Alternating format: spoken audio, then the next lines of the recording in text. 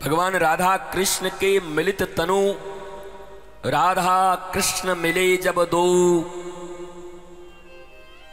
सदगुरु रूप अवतारी। तो एक बार तुम्हारे सदगुरु भी तुमको कह दें कि तुम भक्त हो गए हो, सेल्फ डिक्लेरेशन से नहीं होगा। और वो तब होगा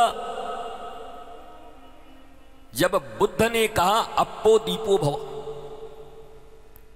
जब स्वयं तुम आत्म प्रकाशित हो जाओगे, आत्मदर्शी हो जाओगे, तब तुम्हारी घोषणाएं काम करेंगी। उसके पहले तो मुहर सदगुरु का ही लगेगा। इसके प्रमाण भगवान शंकर हैं। भगवान शंकर ने पार्वती जी को कह दिया, देखो संसार में कोई कहे कि हमको हमारे बाप का पता नहीं तो गाली मानी जाती है। तुम्हारे बाप का ही पता नहीं? बोले नहीं, पता नहीं क्या, कौन है? जैसे वरांगना के घर में जन्म लिए या कोठे पे कोई बच्चा जन्म ले ले तो उसके पिता का पता कहां होता है, कौन? गाली मानी जाती है। वैसे ही सनातन संस्कृति में निगुरा होना सबसे बड़ा गाली माना गया है। जो कोई ये कहे हमको तो अभी तक गुरु मिले ही नहीं, वो ठीक बाप से भी बड़ी गाली है। क्योंकि पिता तो इस संसार का है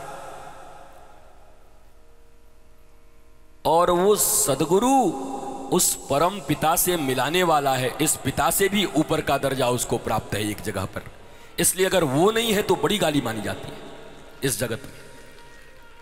5 वर्ष के ध्रुव जब जा रहे थे तपस्या को, तो भगवान ने कहा नारद जी जाओ जाओ, इसको दीक्षा दे दो, नहीं तो इसका दर्शन तो होने वाला है नहीं इसको।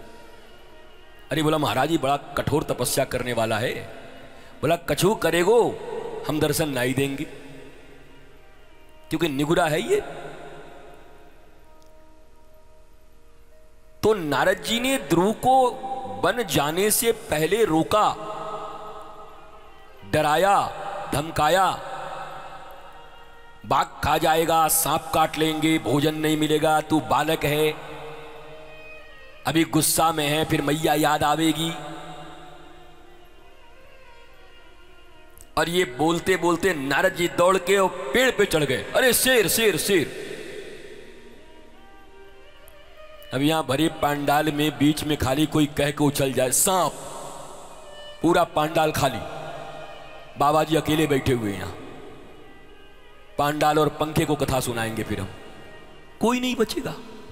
जान है तो जहान है। तो ध्रुव को नारद जी ने इंटरसेप्ट किया, दौड़ के पेड़ पे चढ़ गए और ध्रुव खड़ा होके ऐसे मुस्कुराता रहा। अरे बोला तो डर नहीं लाग रहा है, जल्दी भाग। बोला नारद जी ईश्वर के पथ पे जो बालक निकल चुका है उसको अगर शेर और बाघ से डर लगे तो उसको मरी जाना चाहिए, भगवान के द्वार पर जाना भी नहीं चाहिए। मैं डरता नहीं, ठाकुर के राह पे निकल चुका हूं। और नारद जी ने कहा क्या भैया क्या बात है, क्या मौज है देखो।